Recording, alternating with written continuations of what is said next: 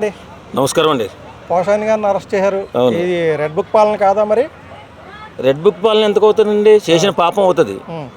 అప్పుడు మనం పాపం చేస్తే తప్పించుకోలేము దేవుడి దృష్టిలో కానీ ఇప్పుడున్నటువంటి ఇక్కడ మన జనాల దృష్టిలో కానీ.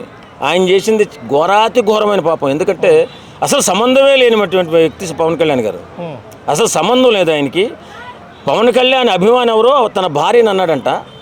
ఇష్టాని రీతిలో ఎంత ఘోరంగా సభ్య సమాజం తలదించుకోలేక తిట్టి బెదిరించి చంపేసిన పర్లేదు నేను ఎలాగ నిలబడతా అన్నవాడు ఈవేళ అరెస్ట్ అయితే ఎందుకు ఫీల్ అవుతున్నా నాకు అర్థం కాదు. ఇప్పుడు అరెస్ట్ ఒక రెడ్ బుక్ ఎంతది? రెడ్ బుక్ వాళ్ళు పెద్ద పెద్ద వాళ్ళు ఉంటారు రెడ్ బుక్లో. ఇలాంటి చిన్న పిల్లకాకులు ఉండవు. పిల్లకాకులను చూసి రెడ్ బుక్ ఎందుకు తెరుస్తారండి? ఈయన అన్న మాటలకి ఈయన చేసిన పనులకి బెదిరింపులకి నీచాతి నీచంగా రాజకీయాన్ని తయారు చేసిన ఇలాంటి నీచుల్ని కఠినంగా శిక్షించాలి. వాస్తవంగా చెప్పాలంటే రాజకీయాలలో శుద్ధత, స్వచ్ఛమైన మాటలు మాట్లాడాలి. 10 మందికి ఉపయోగపడాలి. ఒక రాజకీయ నాయకుడు కానీ ఒక సినిమా యాక్టర్ కానీ మాట్లాడాడంటే మన జీవితానికి మన ప్రజల జీవితానికి ఉపయోగపడేలా ఉండాలి. అలాంటి వీళ్ళు నోటుకొచ్చినట్టు మాట్లాడి సమాజానికి ఏం మెసేజ్ ఇద్దామని మాట్లాడుతున్నారు వీళ్ళు? అంతే కదా. ఎంత నీచంగా మాట్లాడి దరిద్రుడు చిరాకు. ఆ పోచాని కృష్ణమురళి అన్న లాంటి వ్యక్తి ఒక సినిమా యాక్టరు ఆ వేళ అలా మాట్లాడి రాజకీయాలతో తప్పించుకుని తిరిగాడు. ఈవేళ దొరికాడు, పట్టుకున్నారు. దాని తప్పే ఉంది. అంటే అప్పట్లో రఘురామకృష్ణరాజు గారిని టీడీపీ లీడర్లు కొంతమందిని కూడా అరెస్ట్ చేశారు కదా. అరెస్ట్ చేసింది జగన్ గారికి కనిపించలేదు. ఎందుకు కనిపించలేదని కళ్ళు బయర్లు కంపిపోయి మన ఏంటి అధికార మదం కళ్ళుకి అడ్డుపడిపోయింది.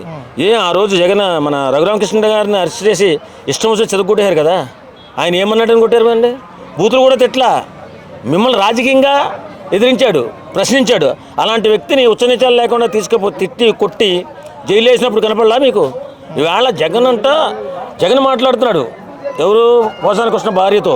అమ్మా మేమంతా ఉన్నాం ఉండగా నీకు అన్యాయం జరిగింది. బయటకు వచ్చి అంటాడు ఇది రాజకీయ కుట్ర, రెడ్ బుక్ రాజ్యాంగం అంట.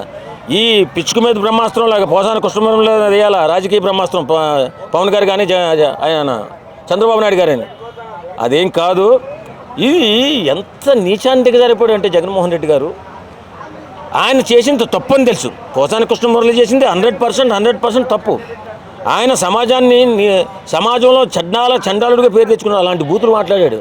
అలాంటి వ్యక్తి అరెస్ట్ అయితే ఈయన ఎందుకు కన్నీరు గారుతున్నాడో నాకు అర్థం కావట్లే. అంటే ఇలాంటి వ్యక్తుల్ని మీరు సపోర్ట్ చేస్తున్నారన్నమాట. ఇలాంటి సమాజాన్ని మీరు నిర్మించాలనుకుంటున్నారా?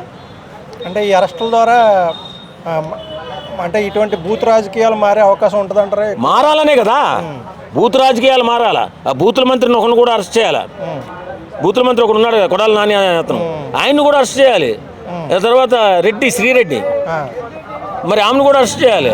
ఇది చేయకపోతే ఈ వెధవులకి బుద్ధి రాదండి. ఎందుకంటే ఎంత ఘోరాతి ఘోరంగా మాట్లాడారు. అసలు సమాజం చెడిపోయే విధంగా ప్రవర్తన చేశారు. అలాంటి వాళ్ళకి కఠినంగా శిక్షించాలని నేను కోరుకుంటున్నాను. అంటే అరెస్ట్ నుంచి తప్పించుకున్నది ఒక్క ఆర్జీవీ ఒక్కడేనా? ఆర్జీవీ అంటే ఆర్జీవీని అరెస్ట్ చేయాల్సిన అవసరం లేదంటారు. ఆర్జీవీ అంత తీవ్రమైన పదజాలం వాడు. ఆర్జీవీ కొంచెం సంస్కారం ఉంది. ఈ వీళ్ళకి సంస్కారం లేదు. అసలు సంస్కార విహీనులు. పవన్ కళ్యాణ్ అంటే మాకు దేవుడు, వాళ్ళకి దెయ్యం. మా దేవుడిని మాకు ఎంత కోపం వస్తుంది అంత కోపం వస్తుంది. కానీ ఏం అనలేకపోతున్నాం, సమాజం ఉంది కదా. లేకపోతే తిట్టలేక నిమిషం పట్టదు. తిట్టాలంటే ఇష్టం వచ్చిన బూతులు తిడతాం, వాళ్ళకంటే ఎక్కువచ్చు. కానీ సమాజంలో మనం ఈరోజు మాట్లాడిన మాట సమాజంలో చాలామంది చూస్తుంటారు.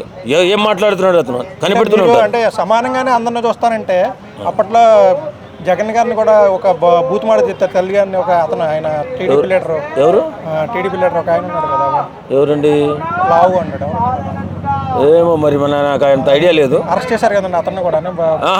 తల్లి గారిని తిట్టాడు, బోసడికి అని తిట్టాడు. బోసడికి అంటే తల్లి కాదు, వెర్రిపప్ప అని అర్థం. ఇప్పుడు తెలుగులో చెప్పాలంటే బోసడికి అంటే వెర్రిపప్ప, తెలుసుకోరా. బోసడికే అంటే ఎర్రిపప్ప, తెలుసుకోరా అని అర్థం. మాత్రం దానికి తీసుకెళ్ళి అరెస్ట్ చేసేదే. అప్పుడు అన్యాయం అనిపించలా? ఎందుకు ఈ ముసలి కన్నీరు? అంతే కదా. ఇప్పుడు ఒక 2 విషయాలు 3 విషయాలు చెప్తానండి. పవన్ కళ్యాణ్ గారు పర్యటనకి వెళ్తుంటే, వైజాగ్ పర్యటనకు వెళ్తుంటే మీరు ఇష్టారీతిలో కరెంటులు కూడా ఆఫ్ చేసేసి స్తంభించేసి పోలీస్ డిపార్ట్మెంట్ని ఆపేసి పవన్ కళ్యాణ్ ఎక్కడ కనపడకూడదని నిర్బంధించినప్పుడు ఏడుపు గుర్తు రాలేదా? రేపు పొద్దున వాళ్ళు వస్తారని నీకు తెలియదా? నువ్వు ఇవాళ జీవితాంతం నీ బతుకున్నంతకాలం నువ్వే ఉంటావని అనుకున్నావా?